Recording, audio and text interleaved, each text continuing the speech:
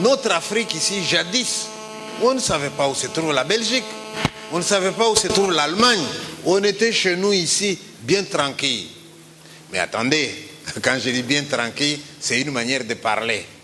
Avant que les Européens arrivent, nous avions aussi nos problèmes. Il y avait des guerres intertribales, il y avait des croyances qui ne peuvent pas se justifier, il y avait des choses qui bien, mais il y avait d'autres choses qui n'étaient pas bien. Alors si vous me demandez aujourd'hui, puis dis-nous un peu qu'est-ce qui n'était pas bien avant que les Blancs n'arrivent. Eh bien, je peux vous amener au Bénin. Je prends l'exemple du Bénin, alors que même chez nous, on peut trouver des situations comme ça. Vous allez visiter le palais de l'ancien roi du Bénin et on vous montre une case. On vous dit, c'est la tombe du chef. Mais en face de cette case-là, on vous montre une autre case. On vous dit, c'est la case des femmes du chef. Ça veut dire que le jour où le roi là est décédé, il fallait l'enterrer. On l'a enterré avec une dizaine de ses femmes vivantes. Ça se faisait dans le temps. On pensait que le roi, là où il va, il ne doit pas être célibataire. Il a besoin des gens pour les servir. Il a besoin de ses femmes. Et on tuait les femmes avec. Quand on vous montre le trône du roi de Bénin, eh bien, le trône est sur quatre crânes des chefs qu'il avait tués dans les environs.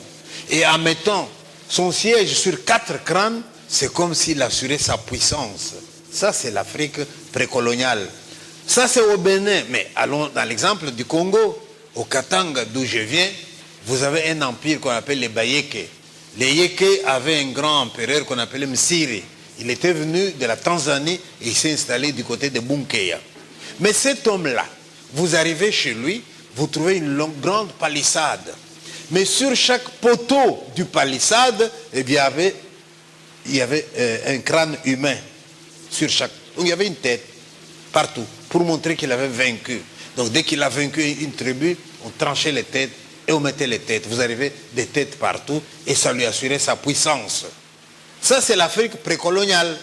N'oubliez pas non plus que dans l'Afrique précoloniale, quand on avait un deuil, quelqu'un qui est mort, mais aujourd'hui, quand quelqu'un meurt, et que vous voulez savoir de quoi il est mort, vous allez demander au docteur. Le docteur va vous dire, nous allons faire une autopsie. On fait l'autopsie, on vous dit, il est mort d'eux. Mais jadis, quelqu'un qui meurt, on allait regarder dans la famille. Ah, le sorcier, il est là. Oh, c'est son grand-père, etc. Toutes ces choses, c'est quand même l'Afrique précoloniale.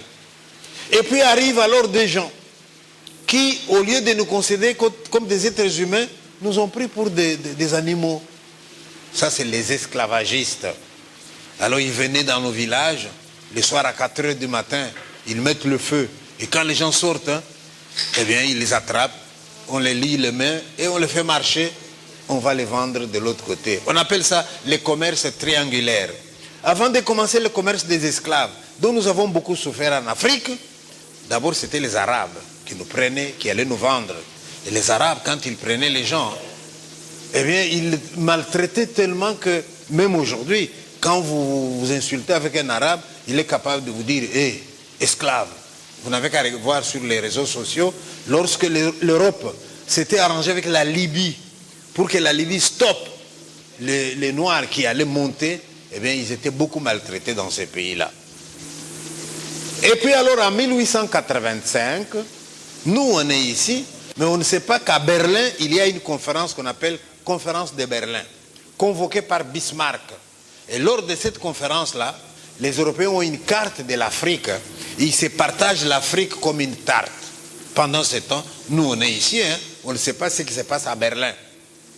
Alors, à ce moment-là, un certain Léopold II, roi de Belge, devient propriétaire de notre pays, qu'il va d'ailleurs appeler État indépendant du Congo. Pas à la Belgique, hein, à lui tout seul. Donc de la même façon que vous pouvez dire que vous avez un champ de 5 hectares, Léopold II pouvait dire qu'il avait un champ de 2 345 000 km², avec des bonhommes qui circulaient là-dedans. C'était son champ. Alors il envoie ses agents, allez cultiver mon champ. Et les gens sont venus pour cultiver les champs de Léopold II. À ce moment-là, qu'est-ce qui les intéressait au Congo? Ce n'est pas les minéraux. On ne savait pas encore qu'il y avait autant de minéraux. C'était les caoutchoucs. Alors, on arrive dans un village. Le caoutchouc, il est dans la forêt équatoriale. Il faut des gens pour saigner les veillas, obtenir les caoutchoucs et donner aux Européens. Donc, on arrive dans un village. On attrape tous les gens forts. Allez chercher du caoutchouc. Et parfois, on fixait la quantité qu'il fallait donner. Si au moment où on vient récolter ce que vous avez produit, vous n'avez pas produit suffisamment, on vous punit. Et parmi les punitions qu'on donnait, parfois on pouvait vous couper la main droite. Vous vous rendez compte? On pèse ce qu'on a amené, vous n'avez pas produit suffisamment, eh bien, on vous coupe la main droite. On a retrouvé un monsieur en Belgique qui est décédé maintenant. Ce monsieur-là, il a laissé un carnet de bord dans lequel il a noté tout ce qu'il a fait quand il est venu au Congo. Et il raconte, tel jour, on m'a envoyé dans tel village pour mobiliser les gens. Le chef du village a refusé, je l'ai abattu, je l'ai jeté à la rivière. Dans tel village, les villageois ont résisté, j'en ai tué 17. Dans l'autre village, on a trouvé vide, on dit mais ils sont où? On a fait des enquêtes, ils sont allés se cacher tous dans une grotte. Alors il a fait couper du bois, il a mis à l'entrée de la grotte et il a fumé tout le monde. Il y a eu plus de 100 morts ce jour-là.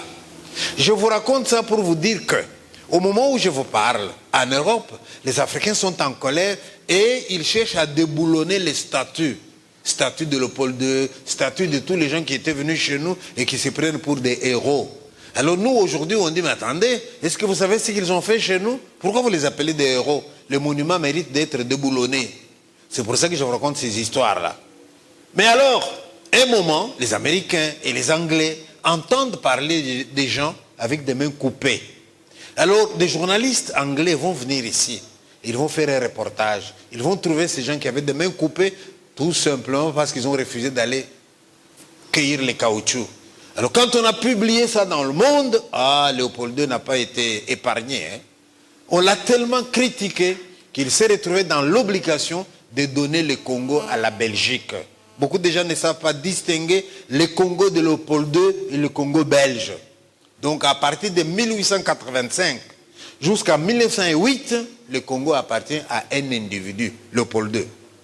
Et à partir de 1908, eh bien, Léopold II cède le pays à la Belgique et notre pays devient alors le Congo indépendant. Alors quand le Congo devient indépendant, on nous envoie des Européens plus ou moins bien intentionnés. Et ils viennent avec une mission civilisatrice. Nous allons civiliser les sauvages, qu'ils disaient. Alors, parmi eux, il y avait aussi des missionnaires. Parmi eux, il y avait aussi des médecins. Il n'y avait pas que des gens pour exploiter les minéraux. Alors, si vous regardez maintenant cette période-là des Belges, vous allez constater qu'il y a eu du pour et il y a eu du contre. Il y a eu de bonnes choses, il y a eu de mauvaises choses. Alors, si vous me demandez, monsieur, les bonnes choses, c'est quoi? Eh bien, quand les Européens, les Belges sont venus, c'est eux qui se sont mis à se battre contre les esclavagistes pour que ça s'arrête l'esclavage. Sinon, on aurait vidé le pays.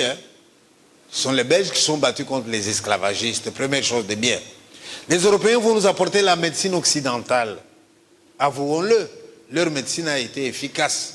Parfois, dans un village, vous avez une épidémie, maladie du sommeil ou maladie de ceci. Les gens sont en train de mourir. Et un Européen passe par là, on vaccine les enfants, on donne des médicaments et ils sauvent comme ça des gens. Donc, leur médecine nous a quand même aidés aussi. Ils sont avec les missionnaires et les missionnaires vont ouvrir des écoles. Je vous signale que les écoles qu'ils ont ouvertes chez nous, ce n'était pas terrible. Ce n'étaient pas des écoles pour aller trop loin. C'était des écoles pour former les catéchistes, les enseignants. 5 ans primaire, tu étais déjà enseignant. 3 ans école normale, tu es professeur. Donc ce n'était pas un enseignement pour nous amener loin. Et même dans leur enseignement, pas beaucoup d'écoles techniques. Alors si vous comparez l'enseignement des Français et l'enseignement des Belges, on va vous dire que le Belge, il prenait une grande base, mais il leur donnait une éducation un peu limitée.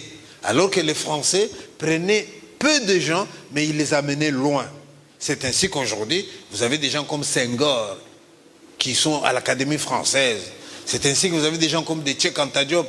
Vous avez des gens qui ont beaucoup étudié. Donc, les Français, ils prenaient peu de gens, mais ils les amenaient loin. Et les Belges prenaient beaucoup de gens, mais à un niveau un peu inférieur. Soit. Alors, parmi nous, il y en a qui ont connu un peu cette époque de l'indépendance pour dire que tout n'était pas mauvais.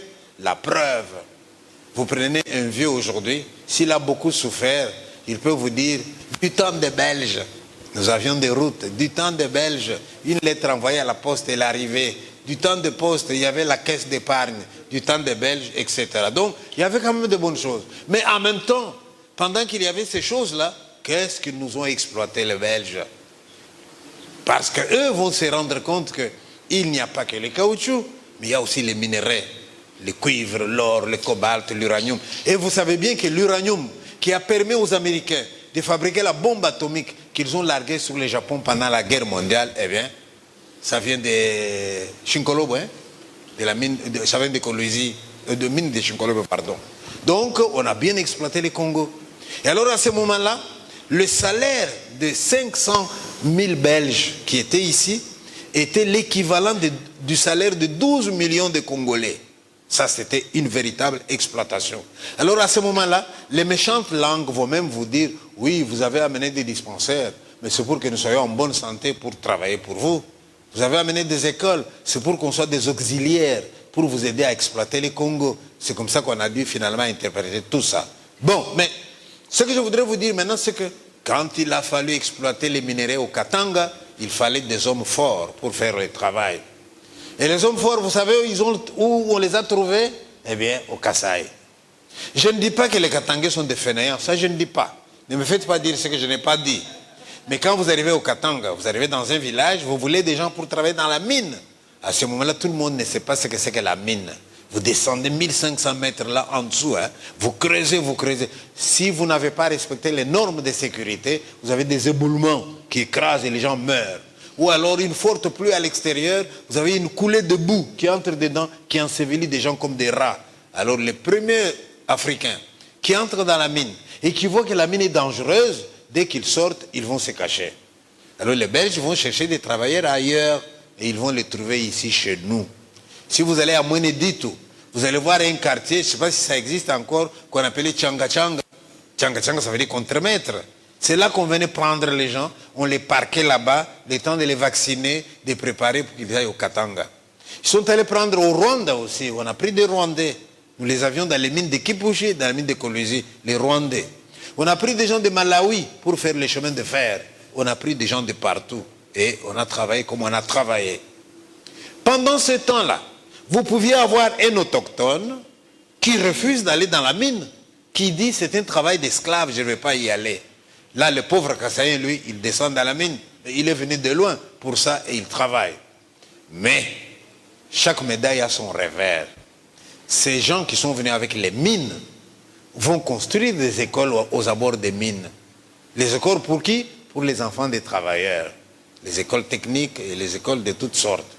Ça veut donc dire que pendant que mon papa travaille dans la mine, l'enfant va à l'école. Et celui qui a fui la mine en disant « ça c'est un travail d'esclave, je ne peux pas le faire », il est allé loin, mais il est allé avec son enfant et l'enfant n'est pas allé à l'école.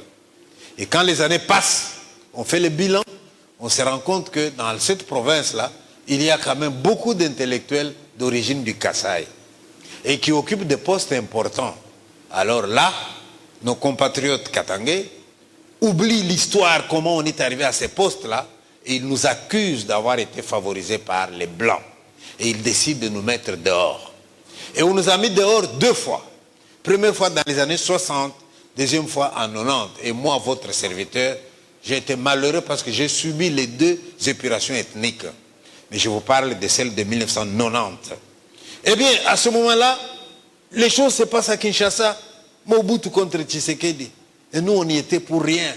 Mais Mobutu était stratège. Les gens vont lui dire, si tu veux vraiment affaiblir Tshisekedi, attaque ses frères qui sont vulnérables au Katanga. Comme ça, il n'aura pas de base. Et Mobutu va appeler un certain Kyungu Akumanza. Mobutu va appeler un certain Guz Karlibonde.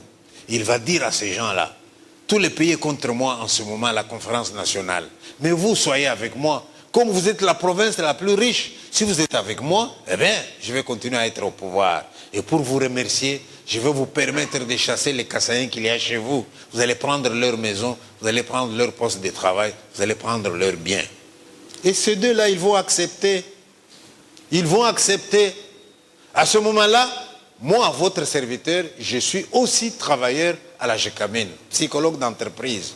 Poste très dangereux parce que j'étais dans l'équipe des gens qui devaient examiner, évaluer pour voir qui peut obtenir une promotion. Alors les jours où ils nous ont attaqués, d'abord Ngouz est venu et il a fait un discours. Message à tous les gens dont les parents étaient venus du Kasaï. À la fin de ce mois, vous allez avoir votre salaire. Mais dès que vous avez votre salaire, faites vos valises, vous devez partir. Même vos maisons, là, mettez des pneus. Partez avec vos maisons. On pensait que c'était de la blague. Hein? Et quand on est arrivé à la fin du mois, eh bien, ils nous ont attaqués. Je ne vais pas vous dire comment ça s'est passé sur tous les fronts. Je n'étais pas sur tous les fronts. Je vous raconte ce que moi j'ai vécu. Je suis dans mon bureau, vers 9 h. Je vois entrer 3 personnes avec des armes blanches. Ces gens me regardent et me demandent, Pitchi Banda, c'est vous? Oui. Il me dit, allez, dors, monsieur. Et moi, je leur dis, de quel droit? Je ne vous connais pas, monsieur. Ce n'est pas vous qui m'avez engagé. Ils me disent, monsieur, ou vous sortez de vous-même en marchant sur vos 2 pieds, ou c'est nous qui vous sortons, ça sera les pieds devant. J'ai dit, non, laissez-moi marcher sur mes pieds alors. Et une fois que j'arrive dehors, je vois que je ne suis pas le seul.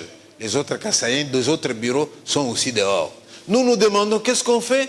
Et quelqu'un parmi nous, non, non, on ne va pas opposer de la résistance. Chacun rentre chez lui. On ne sait pas, peut-être que ça va se calmer. Et sur le chemin de retour, hein, nous voyons nos enfants qui viennent de l'école, chassés de l'école eux aussi. Papa, on nous a chassés, on a dit vous êtes des Kassaïens. C'est quoi Kassaïens, papa? Parce que l'enfant ne sait même pas ce que c'est. Et quand on arrive tout près de la maison, nos épouses sont chassées des maisons. Parce que la Chikamé, c'est des camps de travailleurs. Les épouses sont chassées. Nous n'avons plus qu'une direction qu'on nous indique. Allez à la gare. Là, vous allez prendre un train qui va vous amener au Kasaï, d'où étaient venus vos ancêtres. Mais le fameux train qu'on nous demande d'aller prendre, il y en a parmi vous qui l'ont expérimenté. Ce n'est pas un train où vous entrez, vous faites une semaine de voyage. C'était un train où d'abord vous attendez à la gare. Un mois, 2 mois à la gare, vous attendez le train. Et si le train arrive, quelqu'un vont sauter dedans. Ils vont avoir de la place. Ils vont partir pour faire les 1000 km du Katanga ici. Hein, il y en a qui ont fait 3 mois de voyage. Mais pendant qu'on attend à la gare, là, les gens vivent dans la promiscuité, mauvaises conditions d'hygiène et les épidémies commencent. Choléra, sous-alimentation, etc. Un jour, moi, j'arrive à la gare de Likasi. Je vois une femme qui avait perdu un enfant lundi. La même femme a perdu un autre enfant mardi. Et le 3e est en train d'agoniser. Il va mourir vendredi. Et quand cet enfant va mourir vendredi, la dame n'accepte pas que l'enfant est mort. Elle est dans le déni. Madame, donnez-nous l'enfant, on va l'enterrer. Mais non, il n'est pas mort. Hein, celui qui est mort, on l'a enterré lundi. L'autre qui est mort, on l'a enterré mardi. Lui, c'est le seul qui me reste. Dieu ne peut pas être aussi injuste. Il a pris 2, il me laisse celui-là. S'il vous plaît, passez votre chemin, laissez-moi mon enfant. Nous n'avons pas d'autre choix. Hein.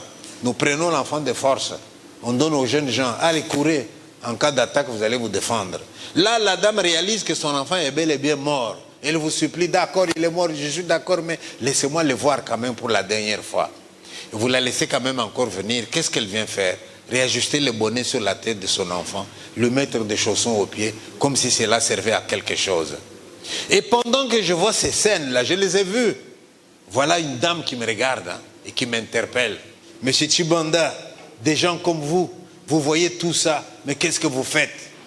Mais Pitchi Banda n'est pas un homme politique, je ne suis pas un militaire, pourquoi on m'interpelle? Ah oui, Pitchi Banda c'est un écrivain. Or, dans ces circonstances-là, quand vous êtes écrivain, quand vous êtes journaliste, quand vous êtes des défenseurs des droits humains, vous n'avez pas le droit de vous taire. Vous devez parler. Si vous ne parlez pas, votre silence devient un silence complice. C'est pour ça qu'on m'a interpellé. Là, j'ai décidé de faire la seule chose que je pouvais. J'ai pris ma caméra et j'ai pris des images. Et j'ai fait un montage vidéo. J'ai écrit et j'ai eu le toupet de rentrer dans la ville de Lubumbashi. Je l'ai fait. Et j'ai lancé une invitation à tous les missionnaires qu'il y avait au Katanga. Les Salésiens, les Jésuites, les Franciscains. Et ils sont venus quelque part dans une salle. Et je leur ai dit, vous êtes des bergers. Moi, je suis le mouton. Mais nous avons inversé, c'est moi qui vous invite aujourd'hui. Vous savez pourquoi je vous invite? Parce qu'à la gare de Likasi, hein, il meurt plus de 40 personnes chaque jour. Parce que sur la route, hein, ceux qui partent là, ils enterrent les gens tout le temps sur la voie ferrée. Alors je ne voudrais pas que vous puissiez dire que vous ne saviez pas. Voici ce qui se passe et j'ai montré les images. Et ceux qui partaient dans le train là, mais vous faites à peine 50 km, quelqu'un crie, arrêtez le train, mais c'est quoi? Une dame qui veut accoucher. Là, on dit, madame, tu ne peux pas choisir un autre moment? Et les dames chassent les gens de la voiture, on entoure celle-là, et nous, on se repose en dessous des arbres. Bébé, fais vite, c'est la guerre, il ne faut pas qu'on nous rattrape. 30 minutes après, tout le monde applaudit. Bébé africain, il a compris que c'est la guerre. Hein. Ne fait pas de caprices. Et vous reprenez le chemin. On arrive à 40 km encore, quelqu'un crie « Arrêtez le train !» C'est quoi? Quelqu'un qui agonise, qui va mourir. Il a fait un mois à la gare, il n'a pas ses médicaments. Il est dans le train, il n'a pas ses médicaments. Et il ne sait même pas où il va, comment ça va se passer. Il y en a qui se laissent mourir. Hein. Et quand il meurt, nous l'enterrons le long de la voie ferrée. En voilà un qui n'aura jamais une tombe sur laquelle on viendra poser des fleurs. Et on continue notre chemin comme ça. Mais alors, une fois que j'ai pris toutes ces images et que j'ai fait ces témoignages, eh bien, les autorités du Katanga ont appris, il y a quelqu'un, un écrivain, qui lui a fait ça, a fait ça, a fait ça. Mais en même temps qu'ils apprennent que j'avais fait ces images-là, ils sont étonnés que les missionnaires soient venus répondre à mon invitation. Ils disent, mais c'est qui là? Comment il peut inviter? Tous les prêtres européens sont allés. Oui, mais c'est un écrivain. Et puis les prêtres les connaissent. Je dis, ok, d'accord. Et là, ils ont décidé de m'arrêter. Je n'oublierai jamais ces jours-là où je prends mon téléphone qui sonne. On me dit, Pichibanda, oui, tu es attendu au gouvernorat chez M. Kungo, comment c'est le gouverneur. Je dis, oh, je suis mort. Ces jours-là, mes chers amis, je vous assure qu'on fait une expérience que je ne vous souhaite pas. L'expérience de la solitude. Seul quand on est seul, ça peut aller. Je me suis senti seul. Seul contre tous, même contre ma femme. Parce qu'au moment où j'écris, au moment où je prends des images, vous pensez que ma femme, elle m'applaudit? Ah non, hein. Elle me dit, est-ce que tu as pensé à moi? Si tu ne veux pas penser à moi et tes enfants, tu as pensé à eux? Si quelque chose t'arrive, moi je fais quoi avec 6 enfants? Je fais quoi? S'il te plaît, arrête. Malheureusement, des gens comme nous, hein, à ce moment-là, on n'arrête pas. Et quand les dangers se précisent, qu'on commence à arrêter le mari, ma femme, la première, va me regarder dans les yeux. Bravo! Bravo! Et on fait quoi maintenant? On fait quoi? Je lui dis, calme-toi. Et voilà, ils vont me convoquer. Mais quand même, quelqu'un va leur dire, faites attention avec M. Pichibanda. Si tous les prêtres blancs de Lubumbashi sont venus répondre à son invitation, vous les faites disparaître, ils seront au courant. Leurs pays seront au courant. Faites quand même attention. Alors ils vont étudier une stratégie pour m'éliminer en douceur. Ça va commencer par me licencier de la JCAMIN. Ça va commencer par dire on ne veut plus le voir à tel endroit. Mais j'ai su tout ça. Quelqu'un m'a soufflé pendant la guerre. Hein. Il n'y a pas que des bons d'un côté, des mauvais. Même chez les Katangais, là, il y avait des gens bien, qui n'étaient pas d'accord avec ce qui nous arrivait, mais qui ne pouvaient rien. Et là, quelqu'un de bien viendra me souffler à l'oreille. Puis, s'il te plaît, fais tes valises, va-t'en. Je dis, je dois faire mes valises, m'en aller. Oui. Je vous signale que je venais de terminer la construction de ma maison. Une belle maison que je n'ai jamais habitée. Et les jours où j'étais convaincu de partir, c'est quand j'ai vu un prêtre italien qui s'appelle Gaetano. Il circulait devant ma maison et il voit la Juiférie, la jeunesse katangaise, qui s'est disputée la maison. Un qui dit c'est à moi, l'autre qui c'est à moi. Et lui, les curés s'arrêtent. Mais non, c'est la maison de Chibanda. Oui, Chibanda, il est gentil, mais il va partir comme tout le monde. Hein. La maison, nous prenons. Et cet homme-là m'appelle. Il était imprimeur de Saint-Paul, celui qui imprime mes livres. Il me dit, Pi, nous avons des conteneurs ici. Vous prenez vos biens, vous mettez dedans. Vous fermez, vous prenez les clés, vous partez avec. Vous nous faites des papiers comme quoi vous nous avez vendu votre maison. Et nous, on va y mettre un dispensaire, quelque chose comme ça. Les gens sauront que nous avons acheté, mais nous n'avons pas acheté. Plus tard, quand la situation va se calmer, tu rentreras, on te donnera ta maison. Alors là, j'ai dit, je vais vous demander un service. Vous allez garder ma femme et mes enfants. Moi, je vais m'en aller. Parce que quand on fuit, hein, on ne prend pas femme et enfants pour partir, ça sera visible. Là, alors, je m'éclipse comme quelqu'un qui va aux soins médicaux. Alors, j'ai été aidé par la communauté française de Belgique.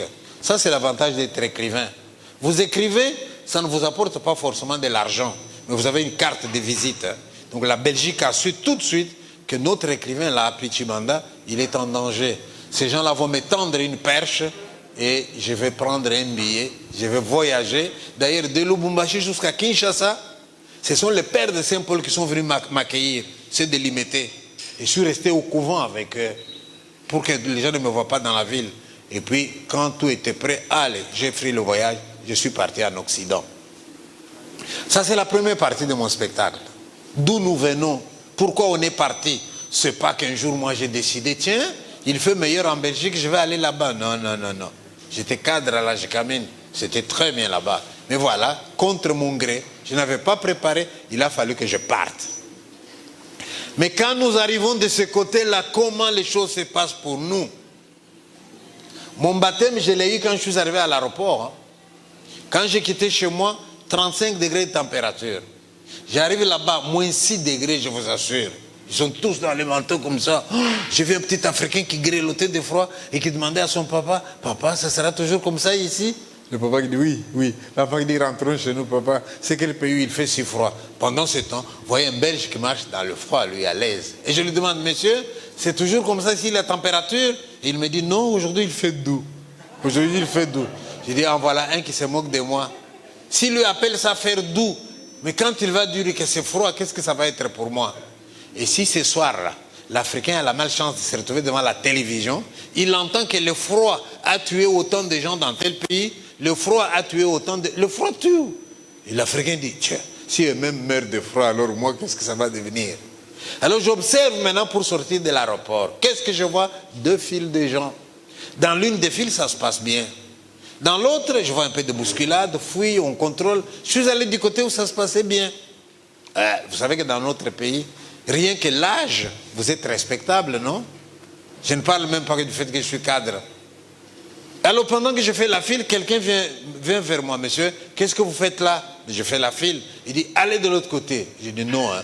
Vous avez vu comment on se bouscule là-bas? Je préfère ici où il y a des gens respectables. Et lui, il me dit, monsieur, vous vous êtes regardé? Et là, je me regarde. Pour la première fois, je découvre que je suis noir. Moi, je ne sais pas si vous savez que vous êtes des noirs. Hein. Chacun d'entre nous, il a un nom, un prénom. Mais savoir que je suis un noir, ne vous en faites pas. Les blancs, quand ils viennent ici, parfois, ils se plaignent. Ils passent dans la rue, un enfant crie « Muzungu ». Il dit « Muzungu, ça veut dire quoi? Blanc. » Ah oui, c'est vrai, je suis Muzungu. Donc, quand on arrive dans un autre pays, on ne sait pas qu'on est un homme de couleur. Et là, on vous l'apprend, que vous êtes un homme de couleur, que désormais, il va falloir ne plus jamais l'oublier et que désormais, on va vous le faire payer. Un compatriote est quand même venu me chercher. Il me dit, nous allons au moins un. Là, nous allons prendre un train pour aller au centre-ville. J'arrive dans une gare européenne. Oh, c'est impeccable, c'est propre comme dans cette salle. Il faut les féliciter. Et puis nous attendons. À l'heure pile, le train arrive. J'ai dit, ouais, c'est pas comme chez nous. Hein. Et là, il est tellement ponctuel que Noir va le rater et lui reprocher de n'avoir pas attendu un tout petit peu. Et nous entrons dans le train. Je m'installe. Voilà une femme européenne qui s'installe en face de moi. Et moi, je regarde la dame plus naturellement. Comme chez nous, je dis, bonjour madame. Elle sursaute, elle me dit, vous me connaissez?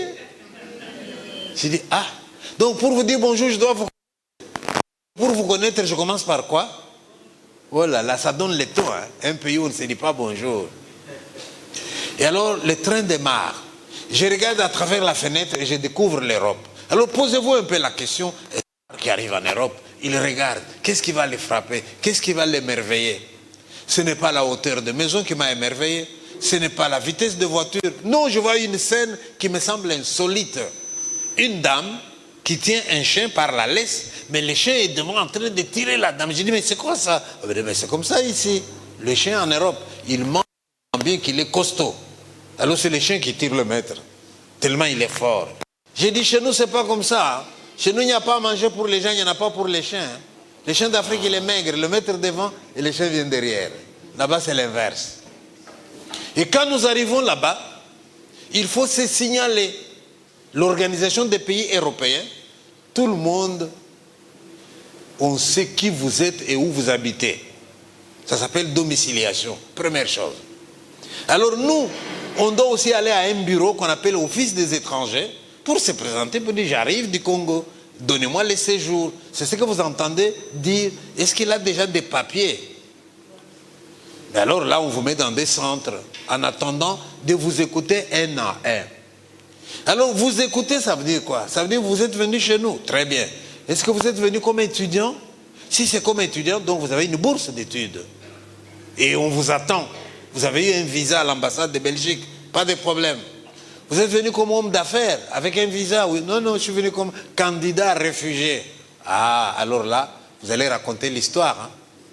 Et quand vous racontez votre histoire, faites attention. Il y a 4 conditions pour obtenir les statuts de réfugiés. Et parfois, les gens ne savent pas. Un réfugié, c'est quelqu'un qui se sent menacé à juste titre dans son pays pour 4 raisons. Première raison, prenons l'exemple de l'ethnie. Je donne l'exemple du Rwanda. À l'époque où on tue les Tutsis par les Hutus, un Tutsi pouvait demander aux Européens « Je suis Tutsi ». Or, dans mon pays, on tue les Tutsis, donc j'ai peur d'être tué. Ça suffit. Il obtient les statuts. Il ne suffit pas de dire chez nous il y a la guerre. Non, ça ne compte pas. Là, on va vous dire alors tous les Congos, s'il y a la guerre, ils doivent tous venir ici. Voilà, là c'est l'ethnie. Ou alors vous dites, voilà, moi je suis Moulouba du Kasaï.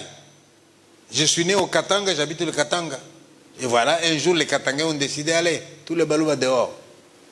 Là, ça peut jouer. Mais ils peuvent même vous demander, oui, mais quand on vous dit tous les Balouba dehors, on vous a dit tous les Balouba venaient en Belgique, pourquoi vous n'êtes pas allé chez vous au Kasaï? À vous de trouver les arguments. Est-ce que vous avez été visé individuellement comme moi? Là, ça peut marcher. Donc, raison ethnique. Deuxième raison, raison religieuse. Vous avez un pays musulman où on tue les chrétiens. Eh bien, c'est valable. Je suis chrétien. Or, dans mon pays, les musulmans tuent tous les chrétiens. Alors, j'ai peur d'être tué. Religion. Ou alors politique. Souvenez-vous de l'époque où il y avait des terminators à Kinshasa. Dès que vous soulevez la tête, je suis d'épaisse, on tape dessus. Eh bien, vous faites partie des mouvements d'opposition qui est beaucoup réprimé par le pouvoir. Ça pouvait jouer. Ou alors l'appartenance à un groupe philosophique qui dérange le pouvoir. Oui, 4 raisons. Mais si vous n'êtes pas dans ces mouvements, dans ces 4 raisons-là, vous n'obtenez pas les papiers. Hein. Mais les Belges sont gentils.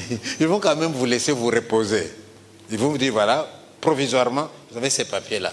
Et vous restez 1 an. Vous mangez bien. Hein. 2 ans, vous mangez bien. 5 ans après, on vous convoque ordre de quitter le territoire. Donc ils vont très lentement avec leurs enquêtes. Et vous voyez quelqu'un qui pleure, mais ça fait 5 ans que je suis là. Eh oui, monsieur. Mais moi, comme mon dossier, et comme je viens de vous le raconter, là, il n'y avait aucun doute possible. Alors, ces gens-là m'accordent les papiers. Mais quand on vous accorde les papiers, il y a une autre étape de difficulté qui va commencer. Avant qu'on me donne les papiers, je suis dans un centre d'accueil. Mais quand on me donne les papiers, je dois maintenant quitter le centre et aller dans la ville, dans un village, trouver les Européens et leur dire « Je viens habiter chez vous ». On n'est pas les bienvenus. Hein? On n'est pas les bienvenus. Hein? Et à quoi est-ce que vous allez le voir? C'est lorsque vous allez lire dans le journal et vous voyez une annonce pour louer la maison. Et je sonne « Bonjour monsieur, vous avez une maison à louer ?» Oui, d'ailleurs c'est écrit dans les journaux. Je peux venir visiter? Oui. Quand ça? Samedi 15h. Samedi 15h, je me présente. Il ouvre la porte, il regarde, c'était noir, paf, il claque la porte. Mais moi, comme je suis fou, j'ai sonné encore. Et le monsieur, il rouvre la porte et dit, monsieur, vous n'avez pas compris? Mais j'ai compris, monsieur. Il dit, mais pourquoi? Vous avez compris, pourquoi vous ressonnez? Je dis, mais je vais avoir une maison, monsieur. Il dit, non, je ne vous loge pas. Je lui demande, monsieur, tout ça parce que je suis noir? Ouais. Et je lui demande, monsieur, pourquoi vous nous refusez les maisons, nous les Africains? Il me dit, vous voulez que je vous le dise? Je dis, oui. C'est vous qui l'aurez voulu, n'est-ce pas? Oui. Et il commence. Vous les Noirs? Je dis, oui, ça commence bien. Il dit, dès qu'on loge un dans la maison, demain, il y en a 10 dedans. Ça, on nous reproche. Vous les Noirs, vous criez tout le temps. Vous ne savez pas parler normalement. Vous criez tout le temps. Ça dérange les gens. Et là-bas, vous avez des vieux de 80, 90 ans. Ils ne veulent pas entendre le moindre bruit. En Europe, hein, on a parfois des accidents, pas tout le temps, des accidents du genre, un homme qui se lève, qui prend un fusil et qui tire sur un enfant parce que l'enfant a fait du bruit dans son jardin. Donc on vous dit, vous faites trop de bruit. Et puis après, on peut vous dire que votre nourriture ne sent pas bon. Quand vous avez préparé les bitoyos qui sentent jusqu'à l'autre avenue, ça, ils n'aiment pas beaucoup. Donc ils ont toutes les raisons pour nous dire, etc. Or, eux aussi, hein, ils ont parfois des nourritures qui sentent très mauvais. En Belgique, il y a un fromage qu'on appelle le fromage de herbe. Il sent très mauvais. Moi, je dis, ah, notre nourriture sent mauvais et votre fromage, là, il sent bon. Et quand c'est leur fromage qui sent mauvais, Ils disent, il a du caractère, hein, notre fromage. Mais alors finalement, un Européen de bonne volonté, heureusement ça existe. Soit c'est un homme bon, soit il avait été en Afrique, il a gardé de bons souvenirs. Il me dira, monsieur, si tu vois encore une maison à louer, n'appelle pas, laisse-moi appeler à ta place. Parce qu'il a une technique, lui. J'ai dit, voilà, appelez-la. Il appelle, allô monsieur, oui, vous avez une maison à louer? L'autre dit oui. Comme ça, il ne dira plus non après. Vous acceptez les étrangers? Ça dépend de quel pays. Du Congo, surtout pas ceux-là. Et lui dit, c'est pas un Congolais comme les autres. Je dis, mais je suis comme les autres, pourquoi tu dis ça? Finalement, on va lui demander s'il me connaît. Finalement, on va lui demander s'il veut se porter garant. C'est à ce prix-là que j'ai eu finalement une maison dans un village perdu de Brabant wallon. Mais mettez-vous à ma place. Hein. J'arrive dans un village où il n'y a pas un seul noir. C'est moi le premier. On me dit, monsieur, c'est là chez vous. Vous entrez chez vous. Hein. Il fait tellement froid dehors. Vous êtes dans la maison, là, vous dites, mais je suis quoi là-dedans? Ma femme n'est pas avec moi. Mes enfants ne sont pas avec moi. Vous vous sentez seul. En Europe, vous pouvez aller sur la rue comme ça. Hein. Vous voulez même demander un renseignement, mais il n'y a personne sur la rue. Personne. C'est normal s'il fait moins 10 degrés. Qu'est-ce que quelqu'un sera dans la rue? Alors là, je me sens seul. C'est là que je commence à être fou. Et pour montrer que j'étais fou, moi je croyais que je suis normal. J'ai pris ma chaise. Je suis allé dehors en dessous d'un arbre et je me suis installé. Avec l'espoir que les Européens qui me verraient viendraient me dire bonjour, me souhaiter la bienvenue. Et j'ai attendu. 5 minutes en dessous de l'arbre, personne n'est venu. Un quart d'heure, personne. Je suis rentré dans la maison. Et j'ai téléphoné au Congo pour parler avec ma femme et mes enfants. Et là, c'est mon fils de 14 ans qui va me poser une question qui va changer ma vie. Mon fils me dit, papa, comment tu vas? J'ai dit, je vais bien. Mais si tu allais bien, pourquoi maman pleure tout le temps ici? Nous avons demandé à maman, maman, pourquoi tu pleures? Elle nous dit, je pleure parce que je pense à votre papa qui est tout seul en Belgique. Et mon fils qui me dit, comment peux-tu dire que tu es tout seul? Est-ce qu'il n'y a pas de gens dans le village où tu habites? Vous voyez, c'est un enfant, il est innocent. Hein? Alors ça m'a donné une idée. Je me suis rappelé du proverbe de chez nous qui dit, c'est celui qui a froid qui va vers le feu pour se réchauffer. Je me dis, qui a froid? C'est moi. Qui a le feu? C'est les Européens. Je dis, je vais faire une expérience.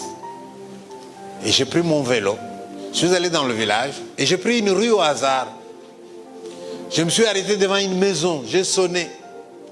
Un Européen a ouvert. Il m'a regardé. Je l'ai regardé. J'ai fait comme on fait ici chez nous. Bonjour monsieur.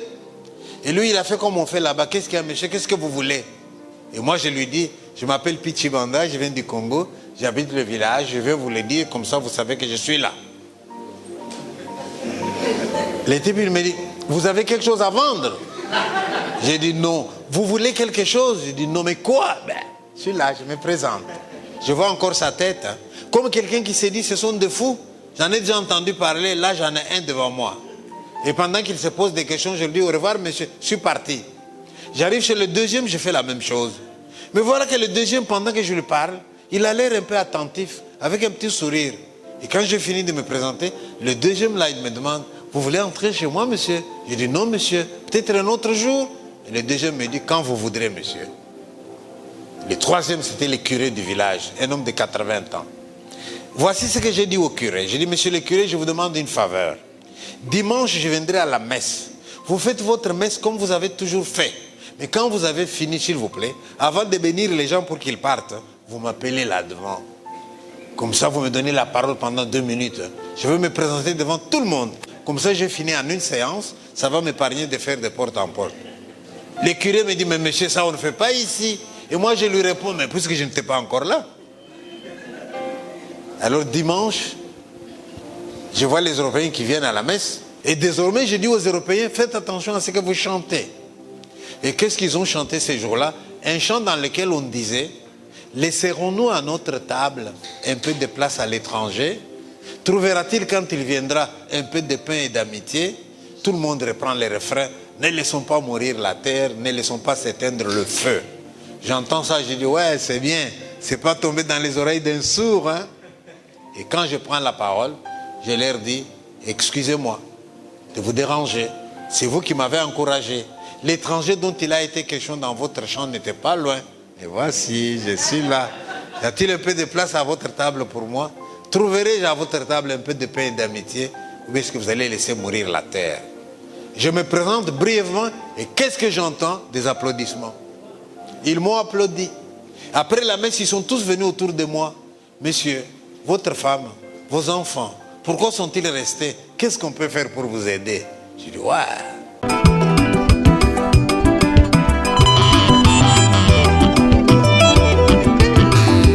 Siti Djitalala. Siti Djitalala, c'est la nouvelle ville que la diaspora kassaïenne veut construire à Mbuji-Mayi. Siti Djitalala, c'est dans la commune de Bipemba, non loin de la concession de Mutombo-Djikembe. Siti Djitalala, c'est un endroit urbanisé, aménagé et disponibilisé pour vos constructions selon le goût et les choix. Siti Djitalala, c'est la vision moderne dans une nouvelle ville. Ce n'est pas un rêve, c'est une réalité. Kassaïennes et Kassaïens, voici l'occasion pour vous d'acheter un terrain, une parcelle ou une concession à valoriser en y construisant pour vos business ou vos projets agricoles au Grand Kasaï. Franck Cholawetu et son équipe vous aident à acheter des terrains et y faire un suivi du déroulement de la construction. Les terrains sont là à différents prix toujours abordables, de 500 à 5000 $ américains.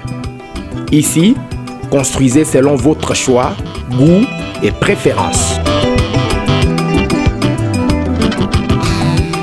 Contactez-nous au plus 243 425 180 47 40 plus 243 97 94 25 826 Baluba kwetuka kujimi tuibaka ikwetu. Siti Djitalala. Siti Djitalala, c'est la nouvelle ville que la diaspora kassaïenne veut construire à Mbuji-Mayi.